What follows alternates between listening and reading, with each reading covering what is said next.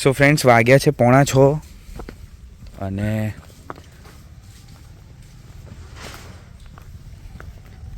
અત્યારે અમે એ જગ્યા પર આવ્યા છે કે જેને કહેવાય છે શિવ ગુફા મંદિર, પાવાગઢની તળેટીમાં ટપલાદાદા મંદિરની સામેવાળું. તો ટપલાદાદા મંદિરની સામેવાળું આ શિવ ગુફા મંદિર, આ જો પાતળો રસ્તો. સો ફ્રેન્ડ્સ, અહીંયા થોડું કન્ફ્યુઝન થઈ ગયું કે દર વખતની જેમ જે ચોખ્ખો રસ્તો દેખાતો હતો ને એવો નથી દેખાતો, કારણ કે આ ઝાડ અહીંયા પડી ગયું છે અને ઝાડની ઉપર બીજા ઝાડ વળગી પડ્યા છે. એટલે કન્ફ્યુઝન ક્લિયર થયું. હવે આ જે થોડી આઈડિયા આવે એમ આગળ વધીએ. આ બાજુ લેફ્ટ. અચ્છા, ત્યાંથી જવું છે. ચલો, તો રાઈટ સાઈડ.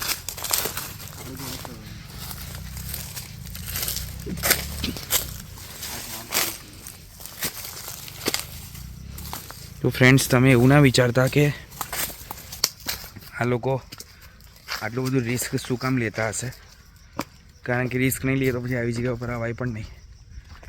અને બસ આટલું પાર કર્યું એટલે થોડીક વારમાં આવી ગયું શિવ ગુફા, જેમના તમને દેખાશે.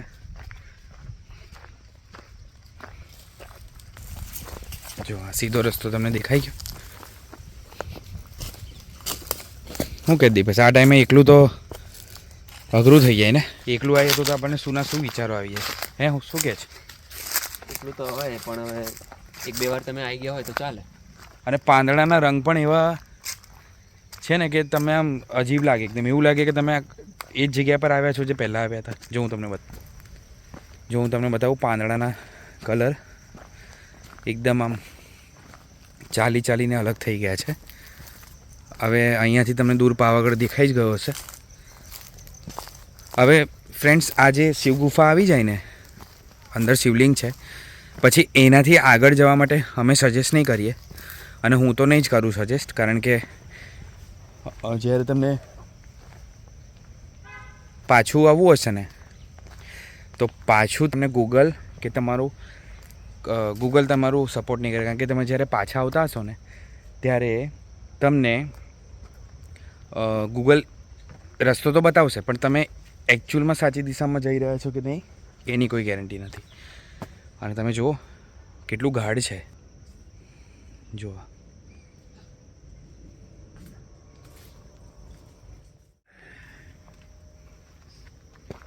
મેં કીધું આ કઈ ગયો વિડીયો ઉતારતા. એટલે આમ થોડું અંદર પણ છે ને આમ ઇઝી છે શિવ ગુફા ટેમ્પલ. હવે જો આવું નીચે નમીને જવાનું આવશે.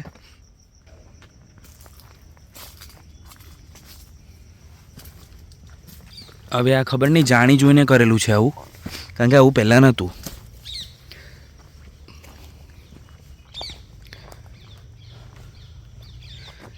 કારણ કે અહીંયાથી અમે પહેલાં આવ્યા ને ત્યારે આવું તો બિલકુલ નહોતું. આ ઝાડ પાડવામાં આવ્યું હશે અને પછી એ રીતે પાડવામાં આવ્યું છે કે તમે જઈ પણ શકો અને એવું લાગે કે ભાઈ અહીંયા કોઈનો વાસ છે.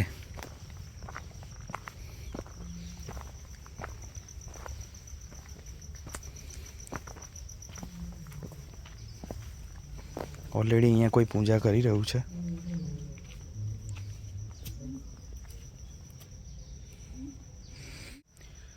તો આ છે શિવ ગુફા. અંદર ઓલરેડી કોઈ પૂજા કરી રહ્યું છે. અહીંયા એમના ચપ્પલ પડેલા છે.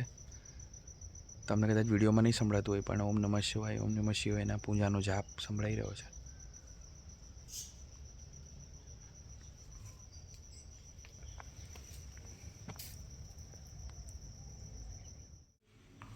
શિવ શંકર શંભુ ભોળેનાથ. તો શિવ ગુફા ટેમ્પલ, શંકર ભગવાનના દર્શન, ભોલેનાથના દર્શન જુઓ. તો આજે ખૂબ શાંતિથી દર્શન કરવા મળ્યા. હવે આપણે બહાર નીકળીશું.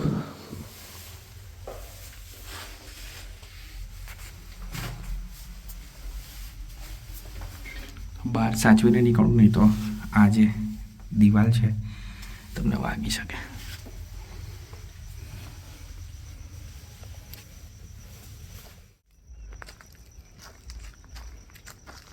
તો દીપેશનું એવું કેવું છે કે થોડા અંદર જઈએ. અંદર એટલે જંગલમાં અંદર. હા, જો બતાવું તમને, જંગલમાં અંદર, પાવાગઢના જંગલોમાં.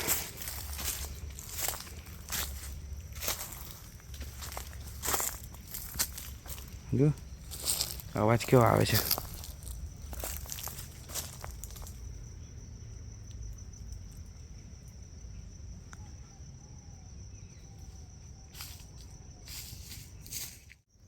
તો ફ્રેન્ડ્સ, આ છે ખાખરાના પાન. જો હે ને, તો આને આપણે નુકસાન તો ના કરવું જોઈએ, પણ આપણે એટલીસ્ટ એને અડકીને મહેસૂસ તો કરી શકીએ. કારણ કે શું ખબર કાલ પછી આ જગ્યાઓ પર અવાય કે ના અવાય.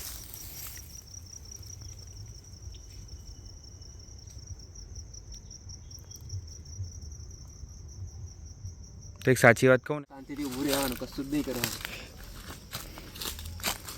તું એવું ના બોલીશ યાર. કેન્સલ કરવું પડશે મારે, નહીં તો પેલું ખોટું લાગે છે મને.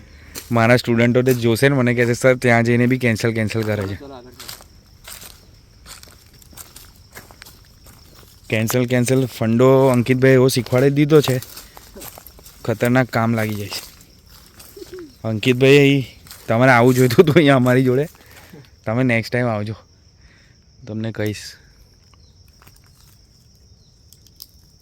દીપેશ થોડું કરીને અંદર તો લઈ આવ્યો છે. હું કહેવાનું એને, ચલો ચાલ મળીએ. બસ લા, બહુ અંદર નહીં જવું, સમજ તું, એ રસ્તો છે સામે. નહીં તો હું જ કેન્સલ થઈ જઈશ. હવે ત્યાંથી મને તું પાછું એવું ના કહેતો કે હવે ચાલો બહાર રોડ પર જ નીકળીએ. તો મિત્રો વાગ્યા છે 6:20 થઈ જજો, તમને બતાવી દો હો. 6:20 પાછું તમે ગુરુવાર 6:20 2025 ફેબ્રુઆરી મહિનો, બરાબર. કોટકાલી જઈને આવ્યા, શિવગુફા ટેમ્પલ પણ જોઈ લીધું ને હવે જંગલમાં ફરીએ છીએ. ખબર નહીં શું શોધવા નીકળ્યા છે. આ ઘરવાળા વિડીયો જોશે તો કહેશે કે આ ખબર નહીં શું કરે છે. તો આ જગ્યા ઉપર આટલા લેટ તમને આવવાનું અમે સજેસ્ટ નહીં કરીએ, પણ તમે જો આવતા હોવ અને આવવા માંગતા હોવ આવી શકો છો, પણ અહીં આગળ રોકાવાનું કોઈ જ વિચારવું નહીં. અને હવે અહીંયાથી આગળ હું કોઈ શરતે નથી જવા માંગતો, પછી છેલ્લે મારે ભલે ગમે તે થઈ જાય, ઝઘડો થઈ જાય કે કંઈ બી થઈ જાય. કારણ કે પેલું કહેવાય ને મિત્રો કે પહેલું સુખ તે જાતે નર્યા અને ચેતતો નર સદા સુખી. તો દીપેશ તો નથી ચેતતો, પણ મારે ચેતવું પડ્યું. આવજો, એકચ્યુઅલમાં તમે શું થાય, હવે ઝાડની તમે આ બાજુથી આવ્યા હતા કે આમથી આવ્યા હતા તમે ભૂલી જાઓ. વાંધો નહીં, ચાલ બતાવું તને હું. આવું થાય છે. તો જો આ ટાઈમ પાસ કરીને પાછા શિવગુફા તરફ આવી ગયા. હતા અમે આમ, પછી પાછા આવ્યા, પછી પાછા અંદરની તરફ ગયા અને પાછા બહાર આવ્યા. હવે અમે આમ બહારની સાઈડ જઈશું. હું તમને કહું છું ને કે જ્યારે બી જંગલમાં આવું ને તો લોકોની વિકૃતતાઈ બતાવું તમને. આમ તો મેં ચિપ્સના બધા પેકેટો બધા બહુ જોયા, પણ આ મેં હમણાં જોઈ આ બોટલ. હવે આ હું અહીંયા આગળ કંકોડો ખાવા અહીં નાખી છે. હવે આ ઉઠાઈને બહાર નાખીશું, તમે એવું કહેશો કે આ દેખાડા કરે છે, પણ આપણે આ નાખવી જોઈએ. તો આ જે લઈને આવ્યું હતું ભાઈ, એને ના નાખવી જોઈએ બહાર.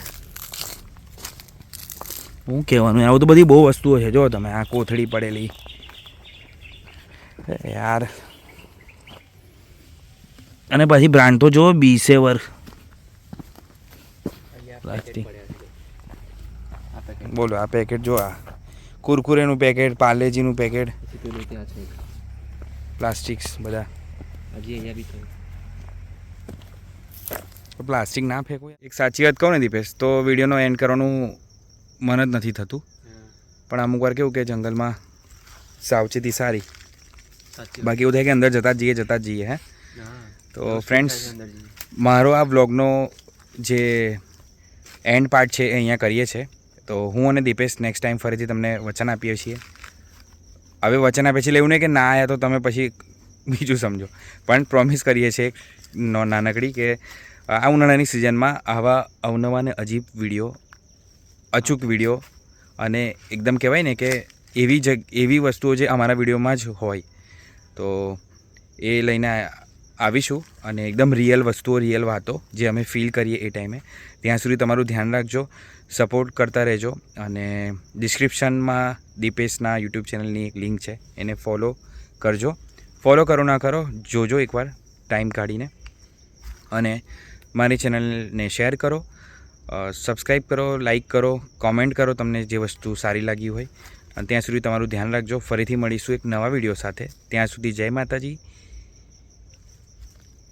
જય હિન્દ, જય ગુજરાત.